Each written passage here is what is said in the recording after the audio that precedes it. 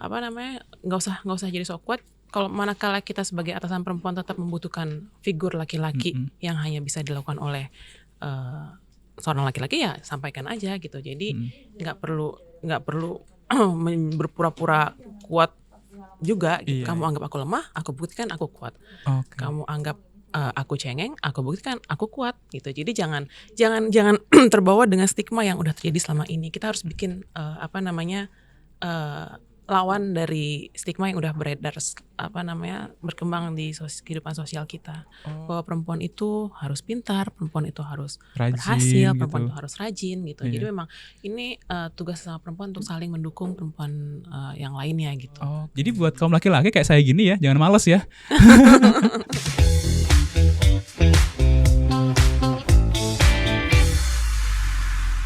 Halo semuanya, balik lagi di Ruang Cerita, karena setiap ruang punya cerita. Nah, hari ini kita akan ngobrol dan kita masuk ke episode 8. Kita ngobrolin apa hari ini? Tapi sebelum kita tahu kita ngobrolin apa, kita udah kedatangan tamu, ada Mbak Galih. Mbak Galih ini merupakan kepala bagian ya Mbak ya? Pengelolaan kinerja anak perusahaan dan hubungan induk. Waduh, ini kayaknya perannya cukup ini banget ya. Sentral banget nih. Karena harus pengelolaan kinerja anak perusahaan gitu. Lumayan. Tapi sebelum itu Mbak Galih, aku mau ngucapin selamat Hari Kartini buat Mbak Galih dan seluruh perempuan di Indonesia gitu ya. Untuk semua karyawan PNM yang di cabang, yang di kantor pusat. Betul, karena banyak juga ya perempuan-perempuan. Berarti PNM sendiri kan juga banyak banget ya Mbak ya karyawan-karyawan perempuan gitu. Banyak sekali. Apalagi di daerah gitu kan ya. Didominasi oleh perempuan malah. Apalagi di cabang di Mekar. Di Mekar ya. Kan mayoritas perempuan. Perempuan semuanya. Oke, Mbak Galih, ini ngomongin perempuan, ngomongin kerjaan gitu.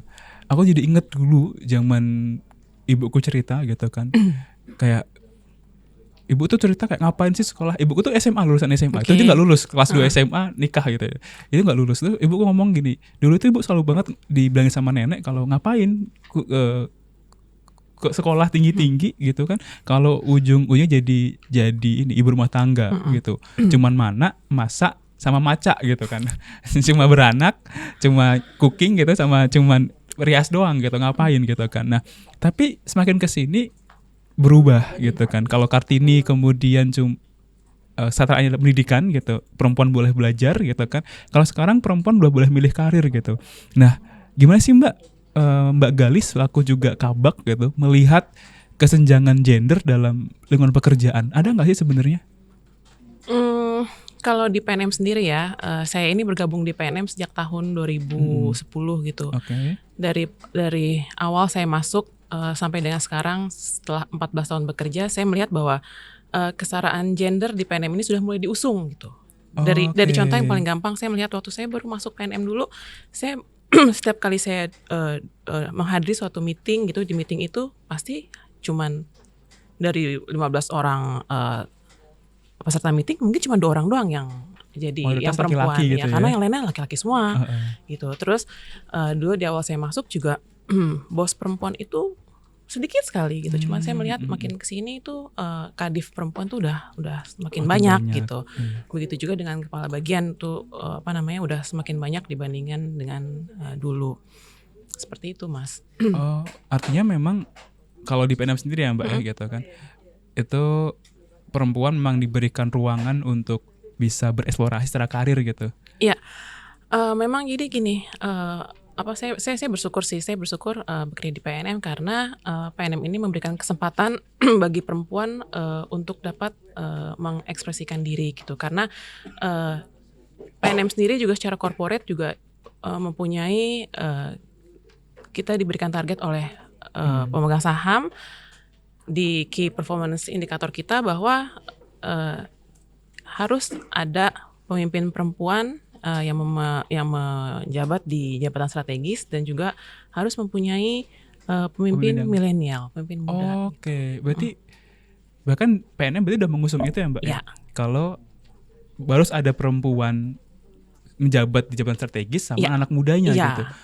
Gitu. Jadi berarti, itu kan, jadi kan kita sudah berada di iklim pekerjaan yang sangat mendukung produktivitas karir, jenjang karir dari seorang perempuan gitu. Selain itu juga di PNM ini tuh saya juga happy karena kita tuh diberikan akses untuk mempunyai komunitas sesuai dengan keminatan perempuan.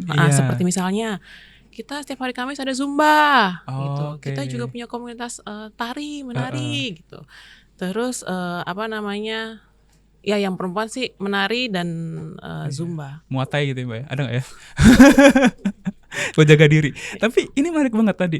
Kalau kemudian perempuan diberikan kesempatan selebar-lebarnya untuk kemudian berkarya di PNM gitu ya, di tempatnya Mbak Galih gitu, ada gak sih tantangan terbesar ketika perempuan itu menjadi seorang leader kayak Mbak Galih sekarang di Kabak gitu kan? Artinya staffnya ada laki-laki juga dong.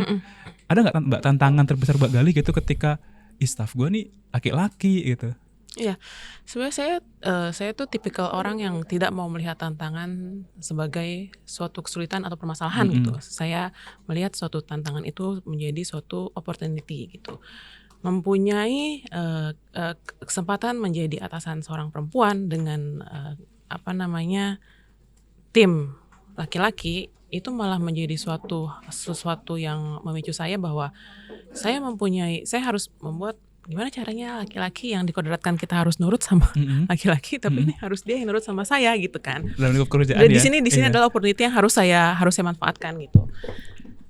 Secara kodrati kan perempuan itu kan memiliki kelebihan punya pribadi yang lembut, punya pribadi yang keibuan, suka merangkul gitu. Jadi ya kita sebagai atasan harus bisa merangkul anak buah, harus bisa mengajak berbicara, harus mau mengajak diskusi, menangkap kesulitan gitu.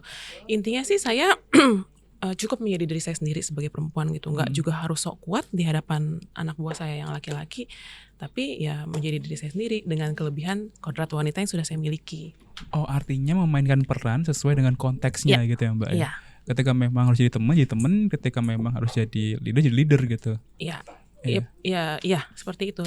Intinya sih nggak usah jadi sok kuat. Kalau manakala kita sebagai atasan perempuan tetap membutuhkan figur laki-laki yang hanya bisa dilakukan oleh seorang laki-laki, ya sampaikan aja gitu. Jadi nggak perlu berpura-pura kuat juga gitu. Iya. Mbak, tapi ini gak sih Mbak, aku tuh masih kepo banget sama stereotip yang kemudian keluar di lingkungan kita gitu kan, kayak cewek tuh lemah banget gitu. Iya kan, apalagi kalau misalnya cowok gitu di depan ceweknya udah nggak apa-apa ada abang gitu kan, seolah kayak cewek tidak punya kekuatan untuk punya daya juang sendiri gitu kan gitu. Mbak Galih juga sepakat nggak kalau misalkan stigma itu tuh kayak masih belum sepenuhnya hilang gitu, kalau perempuan itu adalah di bawah laki-laki gitu? Nah ini nih yang yang aku tuh pengen mendorong semua perempuan gitu untuk lebih aware dan mempunyai kesadaran terhadap stereotip itu, stereotip dan stigma yang terjadi dan berkembang saat ini memang menjadi PR kita untuk bisa membuktikan sebaliknya gitu. Jadi memang stigma perempuan dia itu lemah, stigma perempuan dia itu cengeng, stigma perempuan yang harus selalu dilindungi itu sebenarnya malah menghambat langkah kita sendiri gitu. Jadi kita harus punya kesadaran dan kepercayaan diri untuk bisa membuktikan sebaliknya gitu, bahwa kamu anggap aku lemah, aku buktikan aku kuat. Kamu anggap aku cengeng, aku buktikan aku kuat gitu. Jadi jangan terbawa dengan stigma yang udah terjadi selama ini. Kita harus bikin lawan dari stigma yang udah beredar berkembang di kehidupan sosial kita. Oh, artinya sebagai perempuan harus ngebuktiin bahwa kita punya power sendiri untuk bisa melakukan itu semua gitu ya Mbak ya. Tapi juga sekarang ada gitu tuh Mbak, ada yang namanya biasanya perempuan-perempuan yang secara karir bagus gitu, bagus banget karirnya gitu kan. Tapi kemudian ada istilah yang kemudian semakin tinggi karir seseorang perempuan, maka semakin kecil kemungkinan dekat sama laki-laki gitu Mbak. Nah, jadi kalau makin bagus jabatannya, makin kecil nih dapat pasangannya gitu. Dan itu tuh kata teman-temanku tuh yang perempuan tuh kayak merasa bahwa udahlah nggak setinggi-tinggi jabatan kerjaan gitu. Toh nanti juga ujung-ujungnya suami yang nyari duit gitu. Gimana tuh Mbak? Kalau gitu gini Mas, nikahnya jangan ketuaan, nikahnya masih muda aja. Jadi kita merintis bersama-sama. Iya, cuma kalau saya sih melihatnya bagi perempuan itu sah-sah aja untuk mencapai kedudukan tertinggi, mempunyai penghasilan yang tinggi. Karena apa? Semakin kita sukses, semakin kita bersinar, berarti laki yang bisa bersama kita itu harus super qualified gitu loh. Gitu. Mungkin kalau misalnya saya bilang ya udah nikah aja waktu masih muda, bisa jadi kita menikah dengan laki-laki yang baru masuk apa namanya, masih sama-sama junior juga gitu, sama-sama merintis juga gitu. Tapi manakala apa namanya, kita apa namanya di posisi sudah berhasil, ya otomatis itu kan menjadi pacuan laki-laki yang ingin memiliki kita untuk bersama kita, untuk harus lebih berhasil lagi gitu. Jadi intinya jangan takut untuk sukses, karena apa namanya, dengan siapa si perempuan sukses ini bersama, itu pasti akan dengan laki-laki yang lebih hebat daripada dia gitu. Artinya, jadi secara tidak langsung itu akan mengangkat apa namanya, meningkatkan harga diri kita dan posisi tawar kita di hadapan laki-laki. Artinya nggak perlu takut ya Mbak ya? Artinya nggak perlu takut ketika wanita mau berkarir tinggi gitu, takut ini takut itu, jangan usah takut gitu, karena semakin tinggi karirmu maka semakin qualified dirimu untuk didapatkan oleh seorang laki gitu kan. Jadi buat kaum laki-laki kayak saya gini ya, jangan males ya. Karena kita harus buktiin juga kalau kita juga harus punya qualified yang tinggi gitu kan. Jangan bersembunyi di balik kata berjuang gitu ya. Mbak, aku boleh nggak sih nanya lebih personal ke Mbak Galih, kayak Mbak Galih perempuan juga gitu. Dulu ketika masih kecil gitu, karena aku berkaca dari ibuku yang dibilang seperti sama nenekku waktu itu adalah, pernah nggak sih ada juga yang pesan dari orang tua Mbak Galih gitu yang kemudian memberikan wejangan kayak ya udah perempuan itu sejatinya ini kayak gitu. Ada nggak Mbak zaman kecil dulu waktu?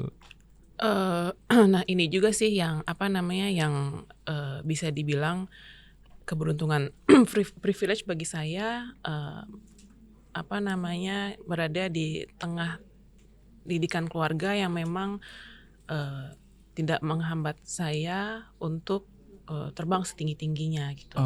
Karena memang kebetulan saya punya ayah yang setiap hari nggak bisa bersama mama mendidik kita di rumah gitu, karena memang dia kerjanya kebetulan papa kan pilot gitu, jadi memang lebih sering terbang dibandingin di rumah.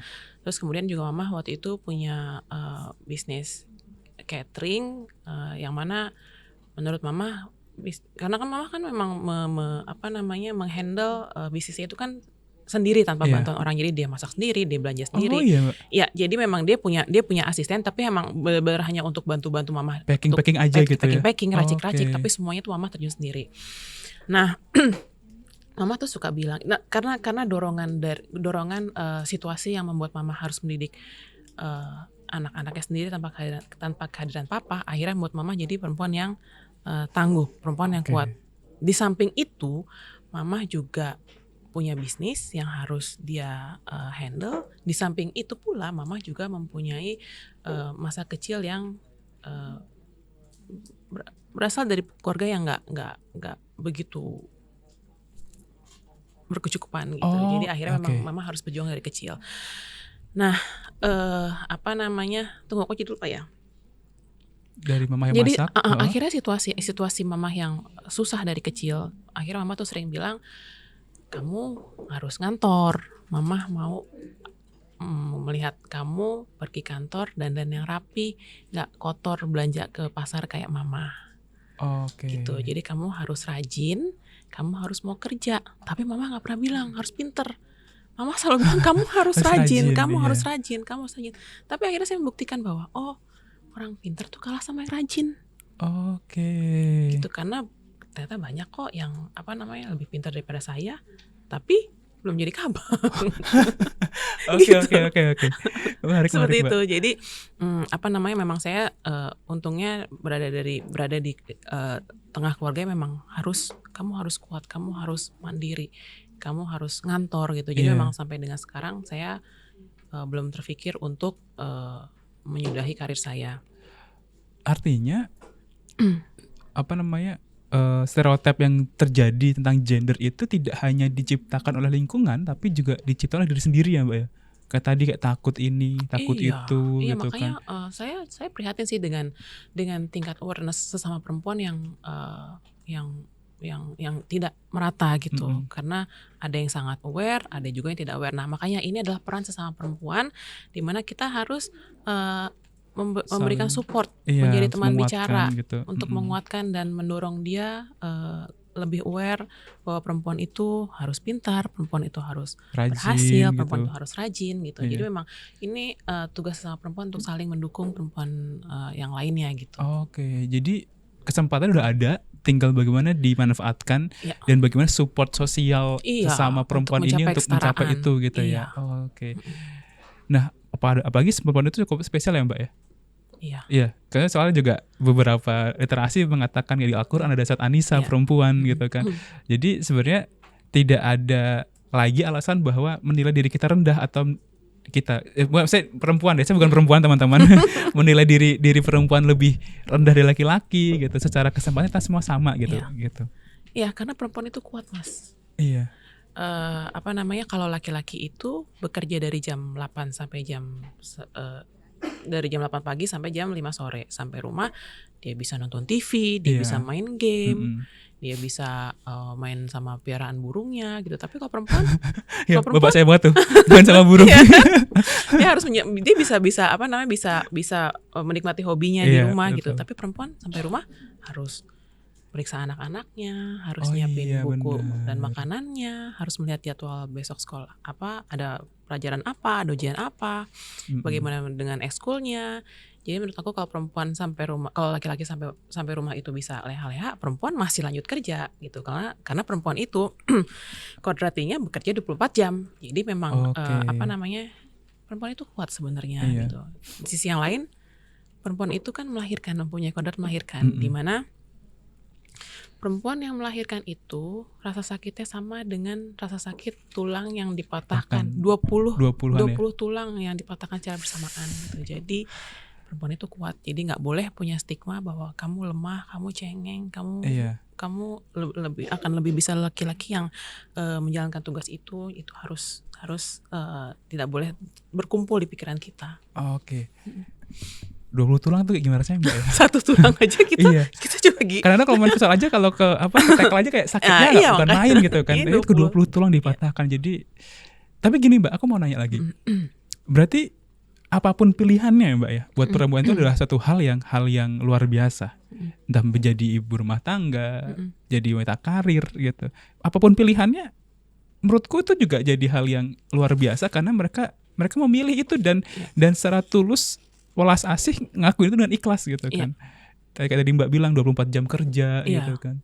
Iya, saya sangat respect dan angkat topi terhadap perempuan-perempuan yang sudah memiliki pendidikan yang tinggi, pernah bekerja hingga menduduki jabatan yang tinggi dan penghasilan yang besar, tapi mereka rela untuk meninggalkan semua itu demi keluarga. Itu saya amat sangat salut. Itu karena memang dia berarti menomorsatukan keluarganya, menomorsatukan pendidikan anak dan memastikan bekal anak ini cukup hingga akhirnya nanti saat anak ini besar bisa menjadi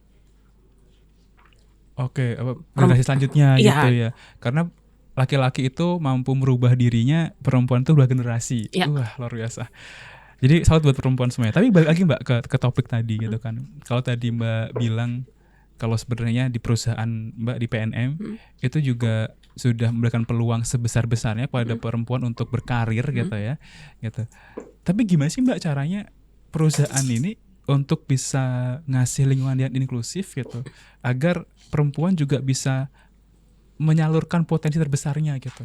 Nggak cuma kesempatannya tapi juga nyalurin potensinya gitu. Satu hal yang saya belum ceritakan, jadi didirikan yang namanya Sri Kandi BUMN di tahun 2017.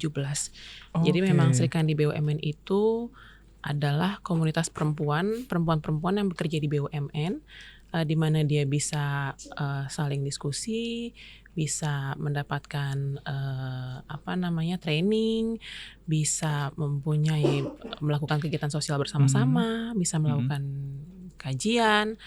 Jadi memang dari sini aja atmosfer lingkungan di PNM ini sangat mendukung.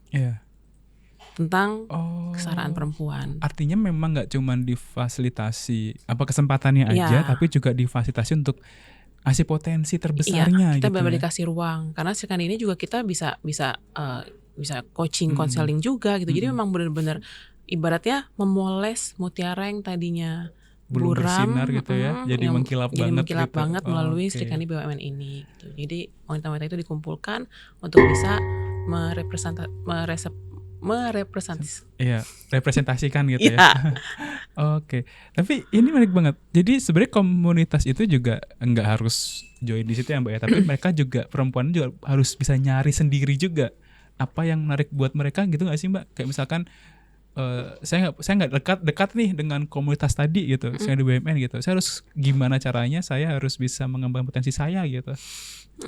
Kalau Sri Kandi BUMN yang saya tahu ada di PNM itu sih memang kita berdasarkan penunjukan dari divisi HC gitu. Jadi memang didominasi bahkan anggotanya itu seluruh kadif perempuan dan beberapa kepala bagian perempuan. Artinya banyak juga perempuan-perempuan yang sudah menduduki jabatan tinggi dan kemudian menjadi kayak mentor gitu atau menjadi coach buat jadi mungkin mereka nanti ya. Jadi kita nanti akan ada program kerja yang yang tujuannya adalah untuk memberdayakan perempuan. Ini menarik banget karena ketika udah dapat fasilitasnya, dapat kesempatannya gitu, maka teman-teman yang perempuan juga harus memanfaatkan sebagus mungkin ya Mbak ya dalam mencapai karir mereka gitu. Dari Mbak Gali sendiri ada nggak sih pesan buat perempuan-perempuan di luar sana gitu yang sedang mencari atau yang kemudian sedang bingung sama diri mereka sendiri gitu tentang bagaimana dan apa yang dilakukan untuk kehidupan mereka gitu agar lebih punya tujuan gitu? Intinya sih kita harus sadar gitu bahwa kita itu diciptakan oleh Allah sebagai individu yang kuat gitu. Terbukti dari rasa sakit yang waktu melahirkan, 20 tulang itu gitu. Dipatahin. Ya, kita itu memang berbeda dengan mempunyai perbedaan secara gender dengan laki-laki gitu, secara biologis. Dimana kalau perempuan itu, dimana kalau laki-laki itu kan mempunyai sel sperma, mempunyai jenggot dan kumis, otot yang besar, mempunyai suara yang berat, otot yang besar gitu. Sementara perempuan itu mempunyai payudara, mempunyai sel telur, nantinya akan mengandung gitu. Itu perbedaan gender secara biologis gitu. Tapi ada lagi perbedaan gender secara sosiologis, di mana perempuan itu, laki-laki itu selalu dinilai kuat. Laki-laki itu dinilai bisa ngangkat galon. Kalau perempuan cuma bisa nangis. Perempuan suka berdandan. Perempuan suka pakai rok gitu. Padahal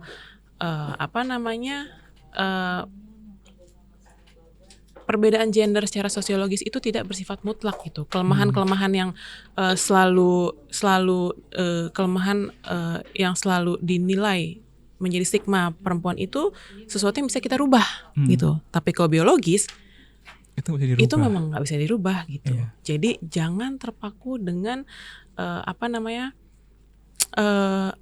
opini yang dibangun oleh kehidupan sosial kita bahwa perempuan lemah, perempuan cengeng gitu. Karena itu bisa dirubah loh gitu. Itu bukan masalah biologis yang emang udah dari kodratnya dari Allah dan nggak bisa kita rubah gitu. Sekarang biologis gitu. Misal kamu operasi transgender gitu, kamu jadi perempuan, tapi kamu tetap nggak bisa hamil kan?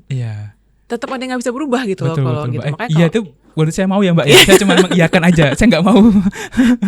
Jadi meskipun saya ini amit-amit operasi transgender jadi laki-laki, nggak bisa juga saya mengambil perempuan gitu. Iya benar juga sih. Kalau itu sifatnya biologis itu udah dari Allah.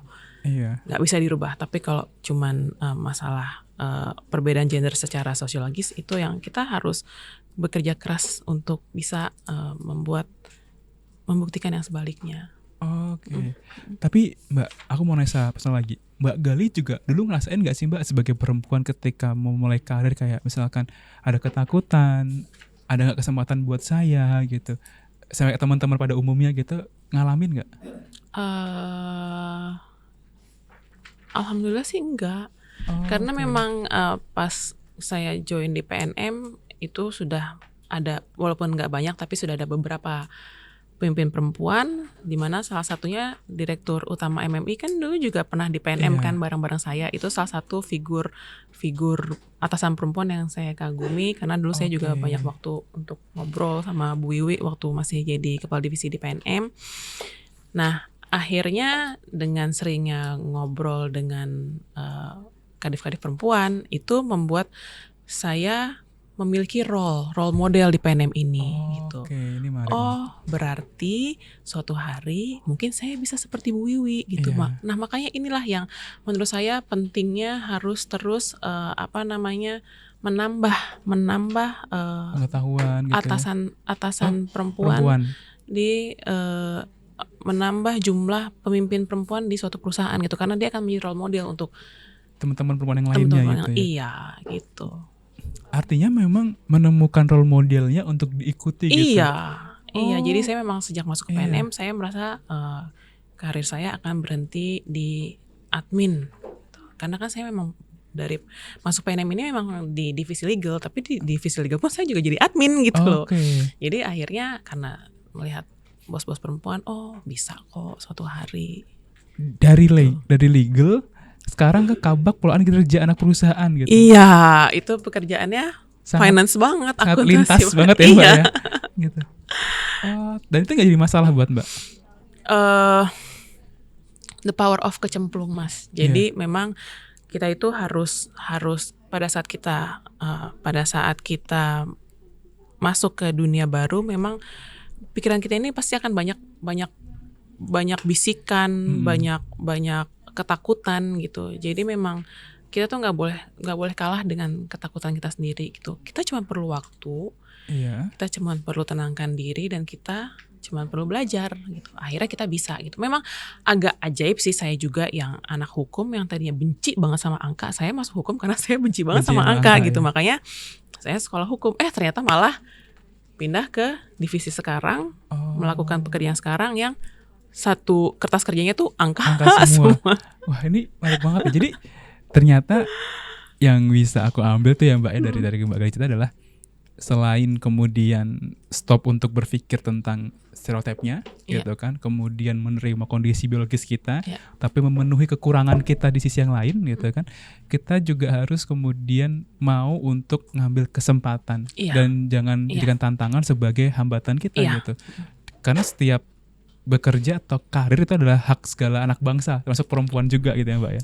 Nah, ini menarik banget. Mbak Gali, aku thank you banget udah mau ngobrol sama kita di ruang cerita gitu. Nah, ada gak sih Mbak closing statement buat teman-teman yang nonton gitu? Siapa tahu juga Mbak Gali jadi role model buat teman-teman untuk memulai karirnya di industri apapun. Oke, yang namanya closing statement nggak usah panjang-panjang ya Mas ya. Jadi sebagai perempuan, we have to talk like a girl, act like a lady, think like a man, and work like a horse. Sebenarnya kita semua perempuan itu udah punya sayap. Kita cuman perlu berani untuk terbang. Wow, keren banget. Jadi quote tuh, ya Mbak. Talk like a girl, act like a lady, think like a man, work like a horse. Gila, perempuan udah ada sayap, kita tinggal terbang aja. Kita cuma perlu berani untuk terbang. Wow, keren banget. Terima kasih Mbak Gali sekali lagi sudah mau sharing sama kita. Terima kasih juga, Mas. Semoga jadi inspirasi buat teman-teman ya untuk tidak takut memulai sebuah karir dan perjalanan mereka gitu. Apapun perjalanannya itulah petualangan perlu ditaklukkan gitu, jangan ditakuti. Betul ya Mbak? Iya. Oke. Nah, buat teman-teman semuanya, itu tadi obrolan kita sama Mbak Gali terkait tentang gender gitu ya. Dan buat teman-teman jangan lupa ikuti juga sosial media kita, ada di Instagram _institute, ada juga di TikTok _institute, ada juga di YouTube Mikro Madani Institute. Dan buat teman-teman biar nggak ketinggalan sama program dan layanan kita, bisa mampir ke website kita di mikromadaniinstitute.com. Ayo sama-sama kita selangkah lebih baik karena harapan itu nyata. Terima kasih, sampai ketemu di ruang cerita berikutnya. Dadah.